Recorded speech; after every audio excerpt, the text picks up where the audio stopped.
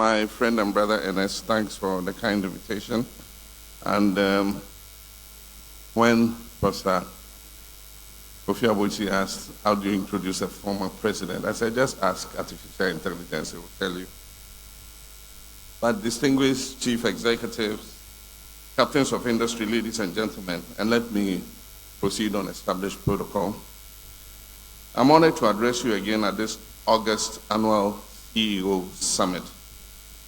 Time flies, and it feels like just yesterday when we met to address the challenges affecting businesses and industry in the current gloomy business climate that has enveloped our nation.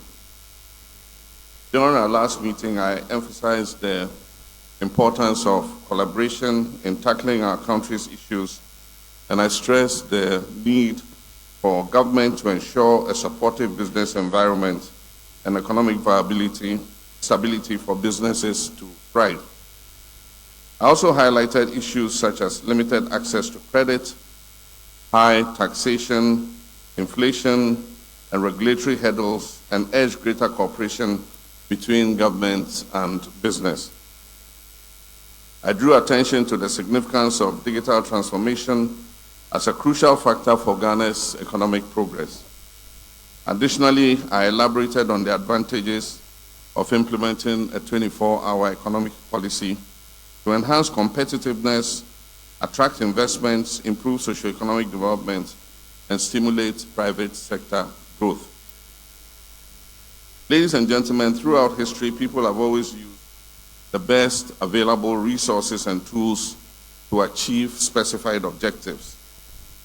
A few decades ago, movies like The Terminator and Total Recall seemed like far-fetched ideas. But today we're living in the era of AI, machine learning, and robotics, and there seems no turning back. In my various presentations, I've mentioned that the next NDC administration under my leadership will fully embrace technologies, including AI as a key development paradigm in our governance. It is fitting, therefore, that this summit is themed Reigniting Business and Economic Growth, Charting a Path Forward, Economic Diversification, and Artificial Intelligence Transformation. As we all know, this is an election year, so permit me to be a bit more frontal and political in my speech to you this year. As leaders in our respective industries and champions of economic progress, we are acutely aware of our country's current challenges and difficulties. Today, we stand at a critical and troubling crossroads. Our beloved country, Ghana, has become a bankrupt, collapsed economy due to poor leadership of almost 8 years. This leadership has failed Ghanaians and yet refuses to accept or even take responsibility for the most reckless management of our economy known in previous history. This has plunged our nation into an unprecedented economic crisis and is reported to have pushed more than 800,000 of our fellow citizens below the poverty line. Unemployment has jumped to 14.7% from 8.5% in 2017, the highest level recorded in the history of the Fourth Republic.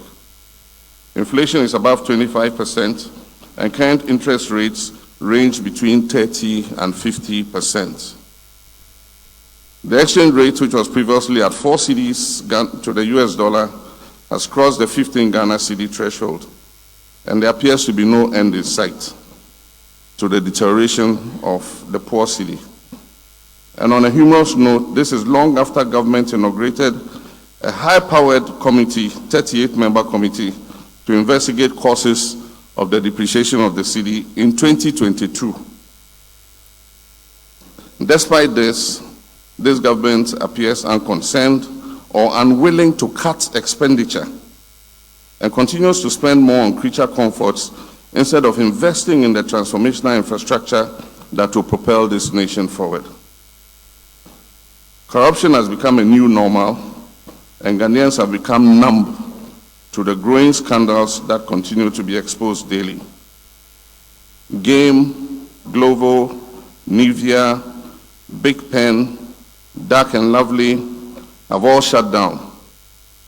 Unilever has relocated its tea production to Nigeria, and amid all this, our public debts now hit a staggering 658.6 billion Ghana cedis.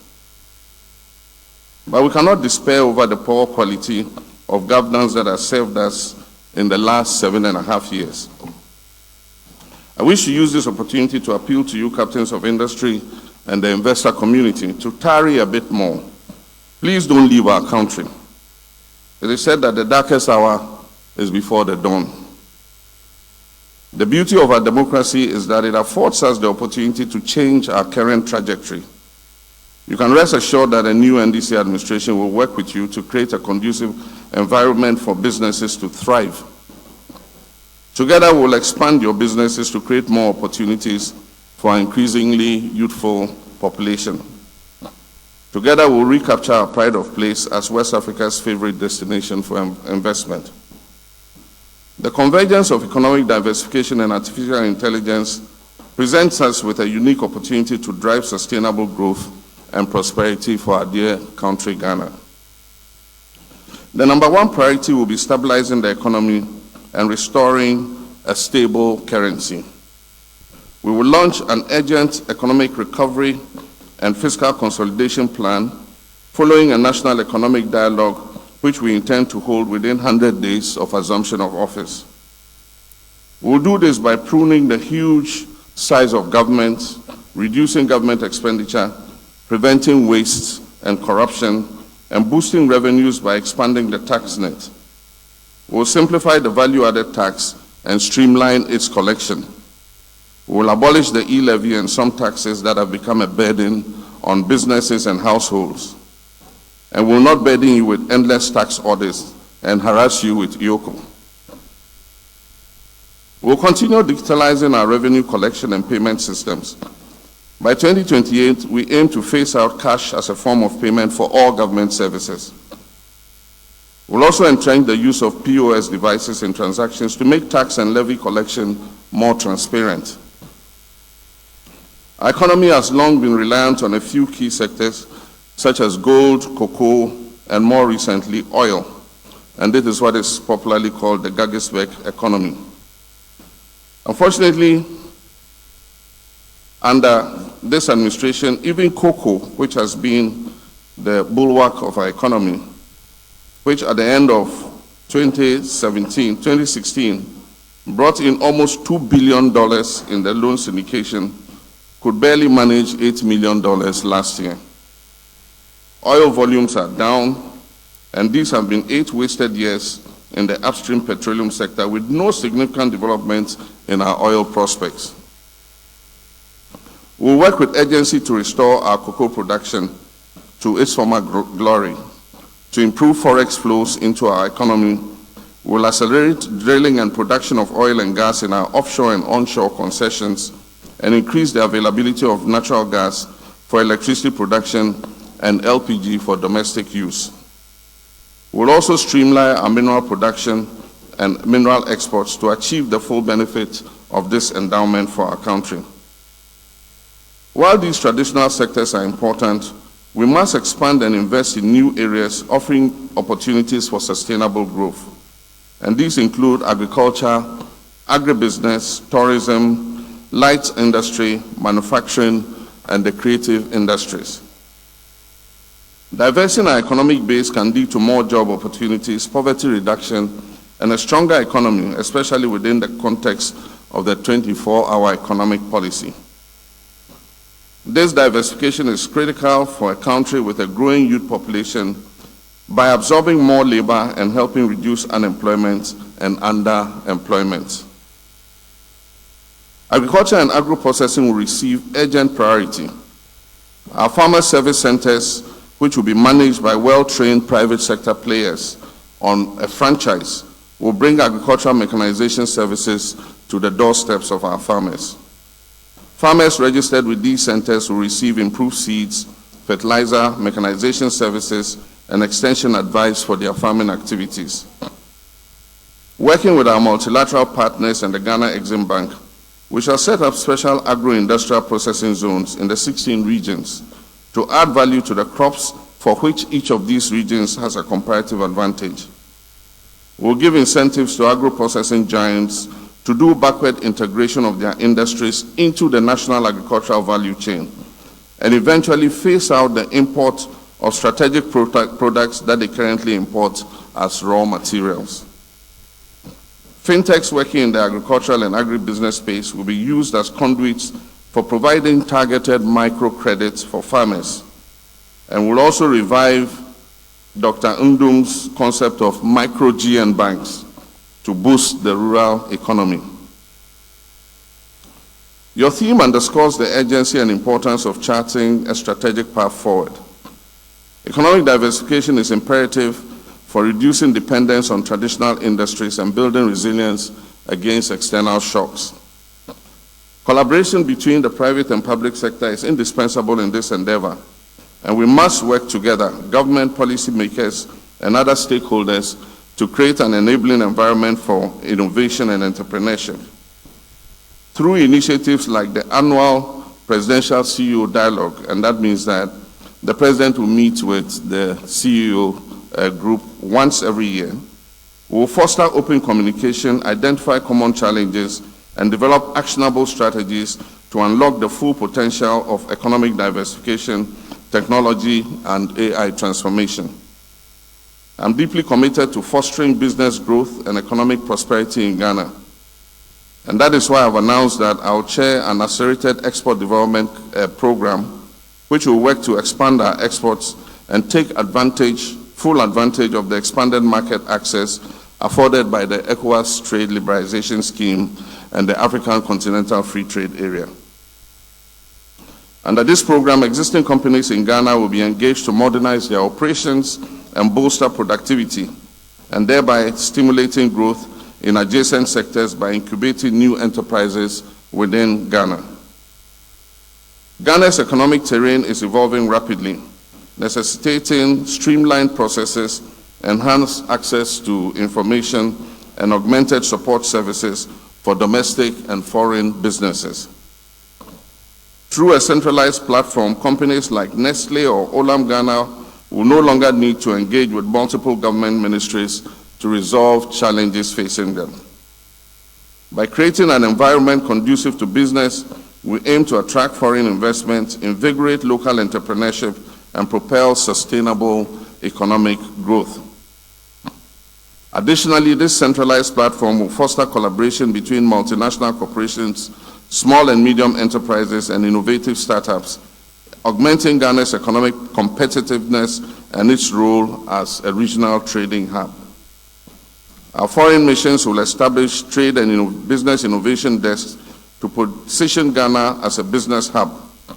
They will thereby assist multinationals and local companies in achieving growth while advocating for the expansion, enhancement, and diversification of local industries. We will revive the famous Gateway program to reposition Ghana as a gateway for African investment.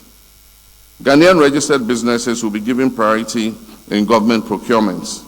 We want Ghanaian business people to dominate the economy. Africa boasts the world's youngest population, with 70% of sub-Saharan Africans under the age of 30. If harnessed effectively, this presents a significant opportunity for economic growth.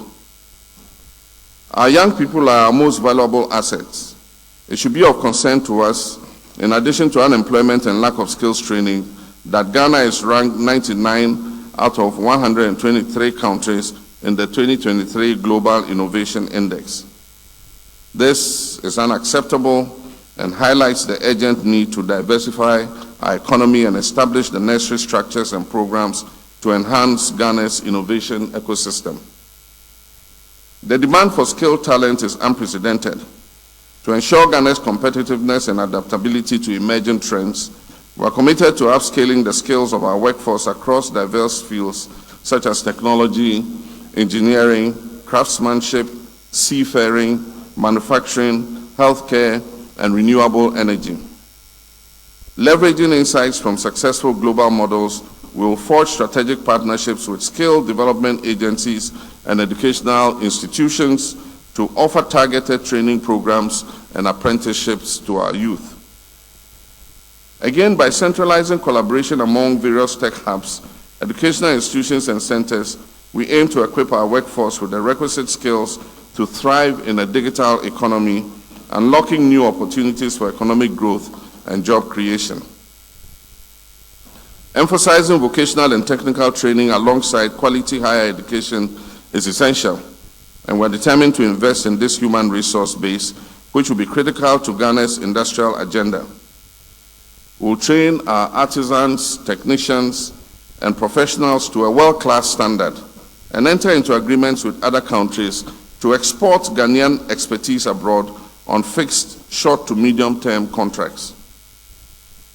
Achieving these goals will require investing heavily in infrastructural development, improving transportation, energy, and telecommunications, which will help lower transaction costs, increase productivity, and enhance the competitiveness of our efforts. We will draw up a priority investment program, PIP, to cover critical infrastructure projects in the roads, bridges, dams, railways, aviation, telecommunication sectors, and also manufacturing, healthcare, education, power, water and sanitation, agriculture, and agribusiness, and tourism sectors. This we expect to be implemented under a 5-year, 10 billion Big Push infrastructure program. By this, we intend to invest $2 billion each year in priority infrastructural projects to boost economic growth and prosperity. AI has the potential to revolutionize every sector of our economy, from healthcare to agriculture, from finance to education to tourism, environmental protection. It will enhance efficiency, drive innovation, and create new opportunities for business. And this is why, as I said last week at my talk at the University of Energy and Natural Resources, we intend to use cutting-edge technology, including geofencing, to supervise the small-scale mining sector. Artificial intelligence technology will help us analyze information gathered thereby to monitor what is happening in districts that host mining activities. The NDC is on record as having invested significantly in Ghana's digital infrastructure during our tenure in office, including during my time as president. And yet there remains a substantial digital divide in Ghana. Only an estimated 34 to 40% of rural individuals have internet access, compared to between 59 and 66% of urban dwellers. Men are more likely to own phones with internet access than women at 63%, while women is at 49%. Access to computers is also low, with only 20% of Ghanaians reportedly owning one. To address these issues, we must and are committed to bridging the digital divide, to harness technology and power AI for the benefit of our economy and people. This will help bridge digital divides by offering solutions tailored to local contexts. For example, AI-driven educational tools can be used in remote areas with limited access to quality education. AI can support local language and dialects, making digital content more accessible to diverse populations. AI can help us in boosting our agricultural and agribusiness potentials. And a few examples. Meta has already activated their AI on the search engine, and sometimes it can be confusing. My phone, my wife is saved as Lord. She's Lordina, you all know that. She's saved as Lord. And so sometimes when I'm just trying to pull up a number and send up a text, Meta's AI says, Lord is a title of nobility or respect. And the next time I did it, it says, the Lord is my shepherd. I shall not want. That's on the lighter side. And my brother recently procured an Audi car, the most advanced you can find. It drives by itself. It knows where the speed cameras are. It slows down by itself. It stops. It starts by itself. And sometimes it eavesdrops on us when we're talking. It will respond to something we're talking about and ask us to be more specific. And he can set it and it will drive within its lane and follow all the road rules. And so I was telling him, soon I wouldn't need him as a driver. And we're almost there, driverless cars. And so all these are advancing so quickly.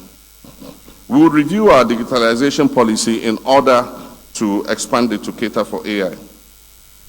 We will speed up the rollout of 5G so that we can take full advantage of what AI has to offer.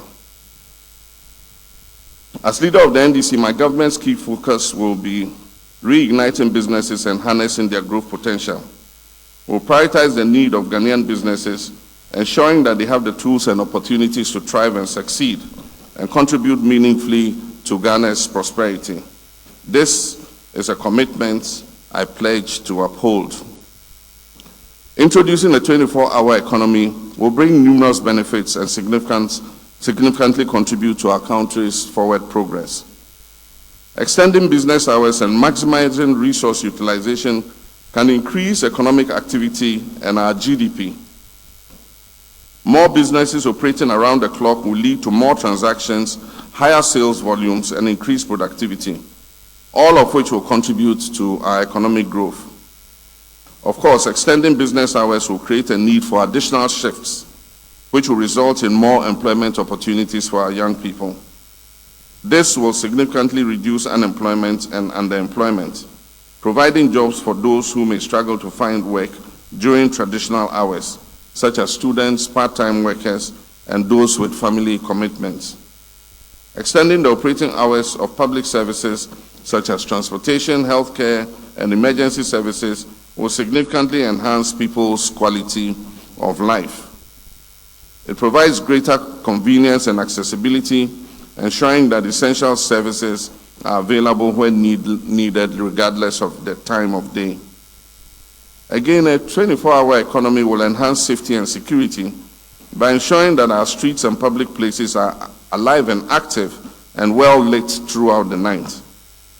Increased economic activity can also deter criminal behavior, as more people and security personnel will be around, contributing to a safer environment. Extended business hours also provide more opportunity for innovation and entrepreneurship. Entrepreneurs can experiment with new business models and services that cater to nighttime economies, such as late-night delivery services, entertainment avenues, 24-hour retail stores, including a 24-hour operation of fuel stations. This can be extended to garbage collection, sanitation activities, and so on and so forth. The 24-hour economic model will help us increase production and productivity and place us in a better place to take advantage of the African Continental Free Trade Area. A conducive regulatory environment drives innovation, investment, and entrepreneurship. We aim to establish an open and transparent regulatory framework inspired by global best practices that promote economic diversification. Through ongoing dialogue with industry leaders, trade associations, and regulatory agencies, we will ensure that regulations are aligned with industry's needs, enabling businesses to thrive in a dynamic and evolving market environment. We will urgently ensure that regulation does not become an obstacle to development of business. As we lead Ghana into a new era of growth and innovation, it is vital that we navigate the regulatory landscape with precision and foresight. Conflicting or disjointed regulatory requirements can unnecessarily burden industries, while regulatory gaps can leave significant risks unaddressed. And our experience with regulation in this country is used like a tool or a whip to hit the industry that is supposed to regulate on the head. It should rather be a facilitator. When I met the fintech community 2 months ago, they said, look, we can survive by ourselves. All we need is for you to put create the right regulatory environment that does not hobble us and stop us in what we do. Inconsistencies in regulation pose a direct threat to innovation and competition, potentially driving smaller enterprises out of the markets.